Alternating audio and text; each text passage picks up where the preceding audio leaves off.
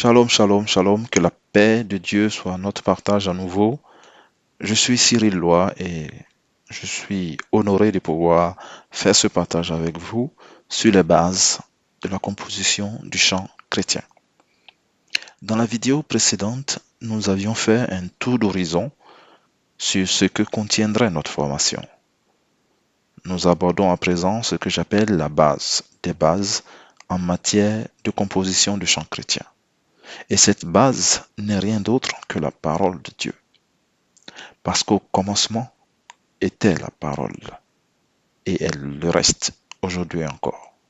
Elle le restera à jamais, au commencement de tout.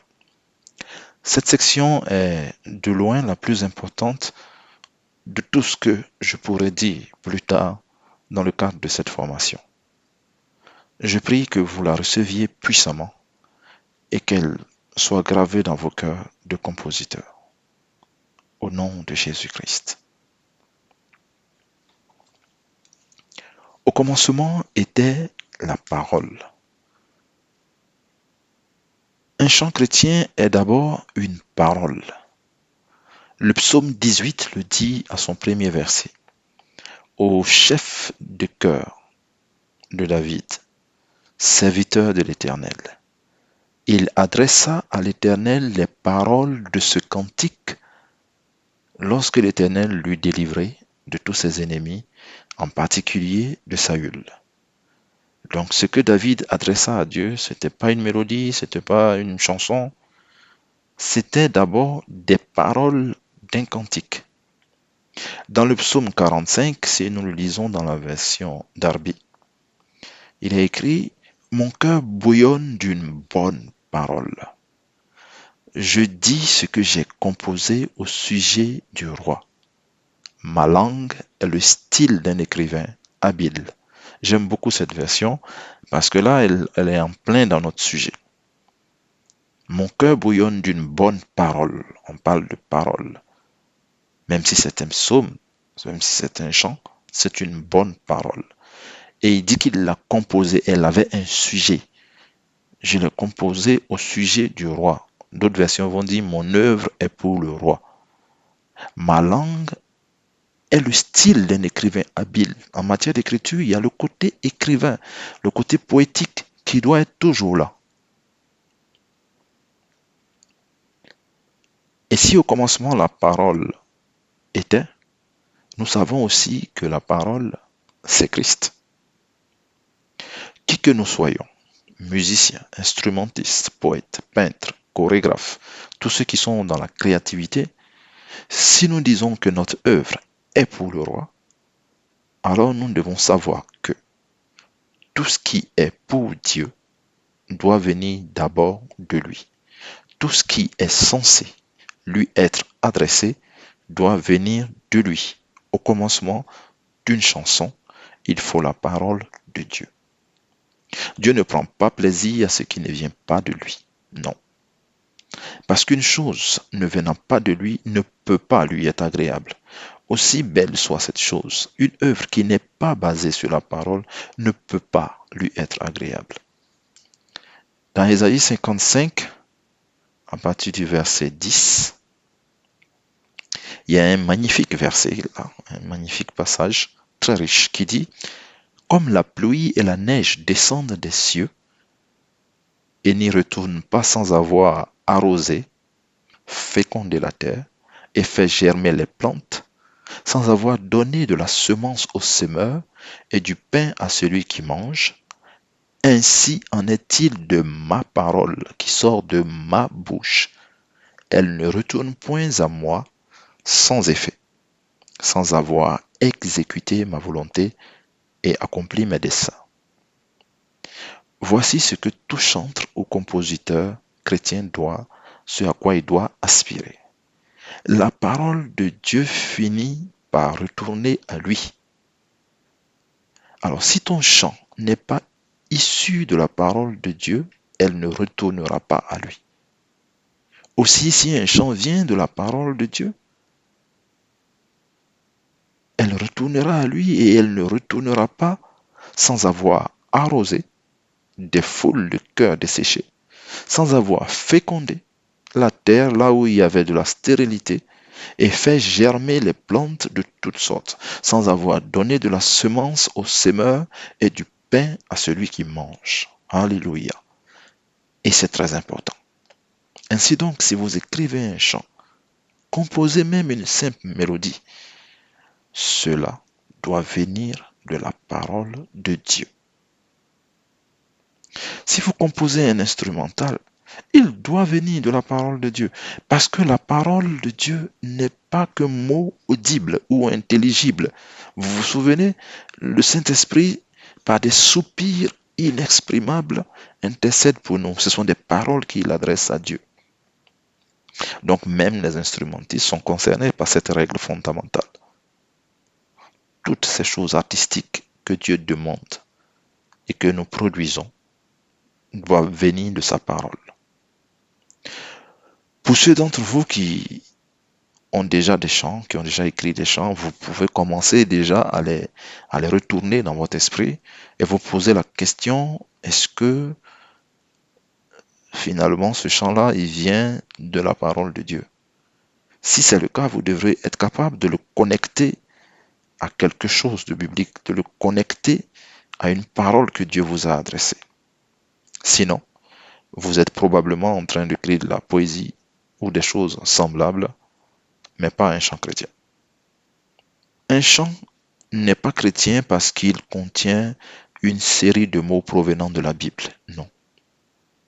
Vous allez me dire, mais que veut dire ton chant doit provenir de la parole de Dieu? Est-ce qu'un chant doit être forcément un alignement de versets bibliques? Est-ce qu'il doit être ponctué de parler en langue ou de ainsi parle l'Éternel pour qu'on puisse dire qu'il est de la Bible? Bien sûr que non. Regardons ensemble ces psaumes. Ils vont nous montrer en filigrane des chansons, des cantiques que David a écrits, et nous verrons dans quelles circonstances, dans quel contexte, dans quel but ces cantiques ont été inspirés et écrits. Dans le psaume 3, au premier verset, il est écrit « Psaume de David quand il fuyait ». Ici, on voit que David a écrit quelque chose quand il fuyait. Au psaume 63, verset 1, psaume de David, lorsqu'il était dans le désert de Juda. Au psaume 38, le premier verset, un psaume de David pour se rappeler au souvenir de Dieu. Et le psaume 18 que nous avons déjà lu, un cantique qu'il adressa à l'Éternel lorsque l'Éternel l'eut délivré. Le psaume 30, verset 1, cantique pour l'inauguration du temple, psaume de David. Psaume 51, verset 1, au chef des chœurs, un psaume de David qu'il composa lorsque le prophète Nathan vient chez lui après qu'il eut péché avec Bathsheba. Et puis, psaume 70, verset 1, je vais m'arrêter là, il y en a d'autres. Au maître chantre, psaume de David, pour servir de mémorial, dans la version Osterwald. Donc, on voit que David utilisait les psaumes pour rappeler à Dieu, pour mémoriser quelque chose, pour conserver une parole, pour exprimer une difficulté ou ce qu'il ressentait ou une délivrance. Il n'était pas en train d'aligner des versets, je ne veux pas dire des versets bibliques, puisqu'à l'époque, il n'y avait que les écrits de Moïse. Aujourd'hui, pourtant, les psaumes de David nous parlent puissamment. Pourquoi? Parce qu'au travers de toutes sortes de situations, Dieu avait parlé à David. Il avait écrit une parole. Dieu a parlé à David et David a écrit une parole qui continue à retentir aujourd'hui. Moi, j'aime beaucoup une phrase dans un chant qui dit, je paraphrase parce que le chant n'est pas en français, que les paroles de Dieu sont comme une bande son qui reste dans les airs et elle continue à jouer, à retentir dans nos vies. Et ceux qui ont des oreilles pour l'entendre doivent le capter. Et ça, c'est magnifique. Alors, si vous voulez être un excellent compositeur de chants chrétiens, il faut apprendre à écouter cette bande son, à écouter Dieu. Il a un mot à dire dans toutes sortes de situations que vous traversez. Et quand il vous parlera, vous aurez une mine d'or pour vous en inspirer. Toujours à propos de l'importance de partir de la parole, sachez que la Bible entière, la parole de Dieu, parle de Jésus. Aussi, il est souhaitable que nos chansons en fassent de même.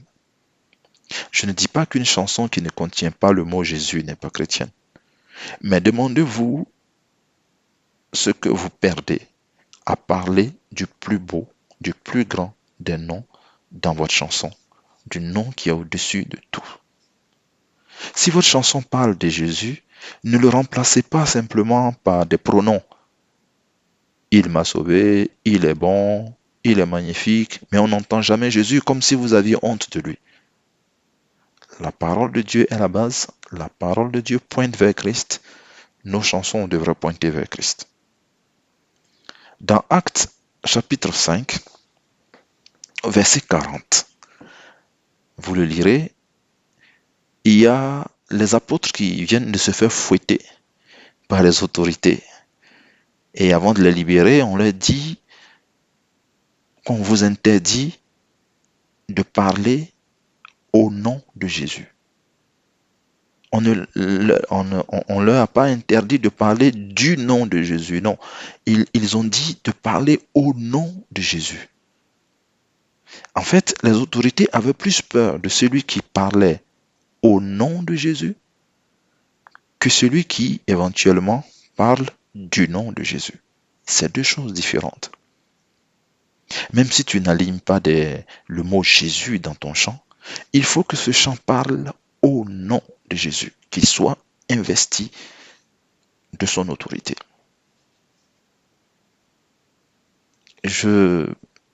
J'espère que j'arrive à communiquer sur ce point qui est important. Il est le centre de tout et on doit lui rendre sa place. Donc, il ne s'agit pas d'aligner des noms de Jésus sans en comprendre les fondements. Vous serez en train de parler du nom de Jésus et ça, les autorités n'en ont pas peur. Mais si vous parlez au nom de Jésus, ça, ils n'aiment pas. C'est pour cela qu'ils avaient interdit à Pierre et autres, vous pouvez dire tout ce que vous voulez, mais nous vous interdisons de parler au nom de Jésus. Alors je vais fermer cette parenthèse et nous allons continuer. Que devons-nous retenir pour cette partie? Tout est permis, mais tout n'est pas utile. On peut composer sur la base de tout, mais les choses éternelles proviennent de la parole du Dieu d'éternité. Le compositeur chrétien est celui qui dit au Seigneur, sur ta parole, je lance mon filet. Et il ressort de la mer du monde qui nous entoure de l'inspiration, en qualité et en quantité. Tout peut être prétexte à écrire un chant, mais il faut regarder tout, suivant la perspective de Dieu. Et vos productions artistiques en général en seront transformées. Que votre chant parle au nom de Jésus. N'oubliez pas Ésaïe 55 au verset 11. Ainsi en est-il de ma parole qui sort de ma bouche. Elle ne retourne point à moi sans effet, sans avoir exécuté ma volonté et accompli mes desseins. La parole de Dieu finit par retourner à lui. Alors si ton chant n'est pas issu de la parole, elle ne retournera pas à lui, elle ne sera qu'une suite de paroles vaines qui ne retentiront pas dans l'éternité, dans les cieux. À bientôt pour une prochaine vidéo pour la suite de ce cours.